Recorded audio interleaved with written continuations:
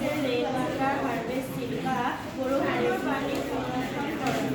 এই প্ৰকল্পটোৰ বাসিন্দা প্ৰধান উদ্দেশ্য এইটোৱে যে গাঁওবোৰ আৰু স্কুলবোৰত খৰালি কালত বহুত পানী শুকাই যায়, যাৰ ফলত মানুহে বহুত সমস্যাৰ সন্মুখীন হ'ব লগা হয়। গছ-গছনি কাটি পেলোৱাৰ ফলত ভূগৰ্ভত অধিক তাপ উৎপন্ন হয়, যাৰ ফলত নাদ, বিল আদি শুকাই যায় আৰু মানুহে লেতেৰা পানী খোৱাৰ ফলত পেটৰ বিষ, বেমাৰ-আজাৰ আদি হয় আৰু মৃত্যুৰ মুখতো পৰিব লগা হয়। এই প্ৰকল্পটো আমি বাছি লৈছিলোঁ।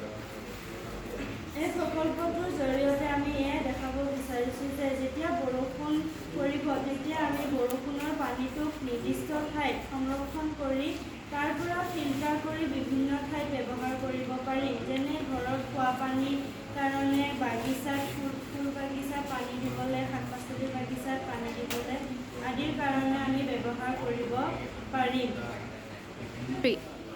এই যেতিয়া বৰষুণ দিব তেতিয়া আমি পানীটো ইয়াত যাব, তাৰপিছত ইয়াৰ পৰা আমি ফিল্টাৰ কৰি ঘৰত খাবলৈ ব্যৱহাৰ কৰিব পাৰিম আৰু শৌচাগাৰতো ব্যৱহাৰ কৰিব পাৰিম।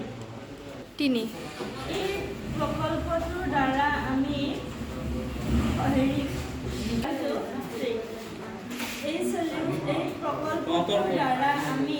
আমাৰ স্কুলৰ অসুবিধাবোৰ দূৰ কৰিব পাৰিম। যেনেকৈ আমাৰ খোৱা-বোৱাৰ ক্ষেত্ৰতো আমি পানীৰ বহুত অভাৱ হয়, সেইবাবে আমি এই প্ৰকল্পটো ব্যৱহাৰ কৰিব পাৰিম আৰু শৌচাগাৰ কৰিব যোৱা টাইমতো আমি এইটো ব্যৱহাৰ কৰি এই অসুবিধাবোৰ আমি দূৰ কৰিব পাৰিম।